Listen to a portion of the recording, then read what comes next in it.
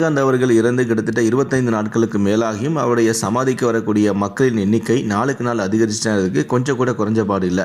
அதுக்கு முக்கிய காரணமே அவரை பற்றின தகவல் அவர் இறந்த பிறகு சமூக வலைத்தளம் வெளியாகி, எப்படிப்பட்ட ஒரு மனுஷையா, எப்படி ஒரு வாழ்க்கையை வளர்ந்துருக்காரு, இவர் இவ்வளோ விஷயங்கள் செஞ்சிருக்காரு அப்படின்னு சொல்லி மக்களையே நிகழ்ச்சியடைய வச்சிருக்கு.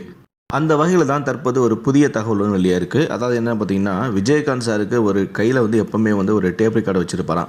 ஸோ அந்த டேப் ரெக்கார்டு எப்போவுமே அவர் கையிலே இருக்குமா வீட்டில் இருக்கும்போது. என்னப்பா சொல்கிறீங்க, இந்த காலத்தில் டேப் ரெக்கார்டு அப்படின்னு சொல்லி நீங்கள் ஆச்சரியப்படலாம். ஆனால் ரொம்ப நாளாகவே விஜயகாந்த் சார் ஒரு டேப் ரெக்கார்டை வச்சுக்கிட்டே இருந்திருக்காரு. அது ஏதாவது ஃபால்ட் ஆனால் கூட அதை சர்வீஸ் பண்ணி வச்சுக்கிட்டே இருந்திருக்காரு. விஜயகாந்த் சார் படம் நடிச்சிட்டு இருக்க காலத்திலிருந்தே அந்த டேப் ரெக்கார்டை வச்சுருக்காராம். அந்த டேப் ரெக்கார்டை அவர் எதுக்கு வச்சுருக்காரு அப்படின்னா, அவர்கிட்ட நிறைய பேர் கதை சொல்ல வருவாங்க. ஸோ அப்படி கதை சொல்ல வரும்போதெல்லாம் அந்த டேப் ரெக்கார்டில் அவங்க சொல்லக்கூடிய ஸ்டோரியை அப்படியே ரெக்கார்ட் பண்ணுவாராம். கதை சொல்ல வரவங்க கிட்டத்தட்ட 1 மணி நேரம் 1.5 மணி நேரம் கூட கதை சொல்லுவாங்களாம். ஸோ அப்படி சொல்லும் போதெல்லாம் அந்த கதையை அப்படியே டேப் ரெக்கார்டில் ரெக்கார்ட் பண்ணி வச்சுப்பாரான். அவங்க ஓரளவுக்கு கதவு சொல்லி முடித்த பிறகு, சரி ஓகே இப்போதைக்கு நான் இதுன்னு சொல்லலை, நீங்கள் வந்துட்டீங்க, நல்லா சாப்பிட்டுட்டு திருப்தியாக நீங்கள் போங்க அப்படின்னு சொல்லிட்டு சாப்பாடு போட்டு அவர் அனுப்பி வச்சுருவாராம். அனுப்புறது மாதிரி சொல்லுவாராம், நான் மறுபடியும் இந்த ஸ்டோரியை நான் திரும்ப கேட்குறேன், அதுக்கப்புறம் நான் உங்களுக்கு இந்த கதையில் நடிக்கிறேன்னா இல்லையா அப்படிங்கிறத நான் உங்கள்கிட்ட சொல்கிறேன் அப்படின்னு சொல்லி அனுப்பி வைப்பாரான். என்னப்பா எல்லாருமே கதையை சொல்லும்போது கேட்டுட்டு அது நடிக்கலை அப்படின்னு சொல்லி அனுப்பிடுவாங்க. ஏன் விஜயகாந்த் சார் இப்படி பண்ணலாரு அப்படின்னு நீங்கள் யோசிக்கலாம். எதுக்காக விஜயகாந்த் சார் இப்படி பண்ணுவார் அப்படின்னா, விஜயகாந்த் சார் எந்த இடத்துலையும் போயிட்டு எனக்காக இந்த சீனை இப்படி மாற்றுங்க, எனக்காக அப்படி மாற்றுங்க அப்படிங்கிற மாதிரி டேரக்டருக்கு எந்த விதமான அழுத்தமும் கொடுக்க மாட்டாராம். அதே சமயத்தில் டேரக்டர் இந்த ட்ரெஸ் தான் போடணும், இந்த ட்ரெஸ் தான் போடணும், இப்படி தான் நீங்கள் நடிக்கணும் அப்படின்னு சொன்னாலும் கூட சரின்னு சொல்லிட்டு அதே மாதிரியே பண்ணிடுவாராம். டேரக்டரை எதிர்த்து இது வரைக்கும் யாரையுமே எதிர்த்து எதுவும் பேச மாட்டாராம்.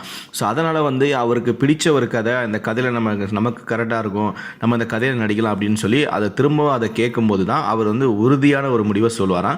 எந்த இடத்துலையுமே அவர் இந்த மாதிரி நான் இதை மாற்றுங்களேன் அதை மாற்றுங்களேன்னு சொல்லவே மாட்டாராம். டைரக்டர் என்ன நினைக்கிறாரோ அதுபடி அவர் நினச்சி கொடுத்துருவாராம். ஸோ அதுக்காகவே அந்த ஒரு கொள்கைக்காகவே அவர் திரும்பவும் அந்த கதையை கேட்டு அதுக்கப்புறம் தான் ஓகேவே சொல்லுவாராம். அவர் ஓகே சொல்லிட்டான்னா அதில் எந்த விதமான மாற்றமும் அந்த கதையில் இருக்காதான். அதே மாதிரி கேப்டன் சாருக்கு அதிகமாக மொபைல் இப்போ யூஸ் பண்ணக்கூடிய பழக்கமும் கிடையாது, அதிகமாக டிவி பார்க்கக்கூடிய பழக்கமும் கிடையாது. அவருக்கு அதிகம் என்டர்டெயின்மெண்ட்டுக்காக அவர் பயன்படுத்தக்கூடிய ஒரே விஷயம் ரேடியோ தான். ஸோ தான் கையில் இருக்கக்கூடிய அந்த டேப் ரெக்கார்டில் ரேடியோவும் இருக்கும். ஸோ அதில் தான் அவர் ஏதாவது செய்தி தெரிஞ்சுக்கணுன்னாலும் கூட, நாட்டில் என்ன நடக்குது அப்படின்னு தெரிஞ்சுனா கூட, பாட்டு கேட்கணுன்னா இருந்தாலும் கூட அந்த டேப் ரெக்கார்டில் தான் அவர் பயன்படுத்திட்டு வருவாராம். அந்த டேப் ரெக்கார்டு மூலமாக தான் அதில் வரக்கூடிய அந்த எஃப்எம்மில் இருக்கக்கூடிய அந்த செய்தியை கேட்டுட்டு தான் எந்தெந்த ஊரில் எது நடக்குது, இப்போ என்ன நிலவரத்தில் இருக்குது, யாருக்காவது ஏதாவது உதவி தேவையா, என்ன ஏதுங்கிற ஃபுல் டீட்டெயில்ஸுமே அந்த எஃப்எம் மூலமாக தான் அந்த செய்திகளை அவர் கேட்டு தெரிஞ்சுப்பாராம். ஸோ அதனால் விஜயகாந்த் சாருடைய நினைவாக அவர் எப்போவுமே பயன்படுத்திட்டு இருந்தால், அவர் எப்போவுமே தன்னுடைய கையில் வச்சுட்டு இருக்கக்கூடிய அந்த ரேடியோவை நல்ல நீட்டாக தொடச்சி வச்சு அதை பத்திரப்படுத்தி ஒரு பொக்கிஷம் மாதிரி அவருடைய மகன்கள் பார்த்துட்டு வராங்களாம். ஸோ மேலும் இது போன்ற பல தகவலை உங்களுக்கு நான் அப்டேட்டாக சொல்லிகிட்டே வரேன். விஜயகாந்த் பற்றின இன்னும் நிறைய தகவல் தெரிஞ்சுக்கணும்னு நினச்சிங்கன்னா என்னோட சேனலை மறக்காமல் சப்ஸ்கிரைப் பண்ணிக்கோங்க. நன்றி, வணக்கம்.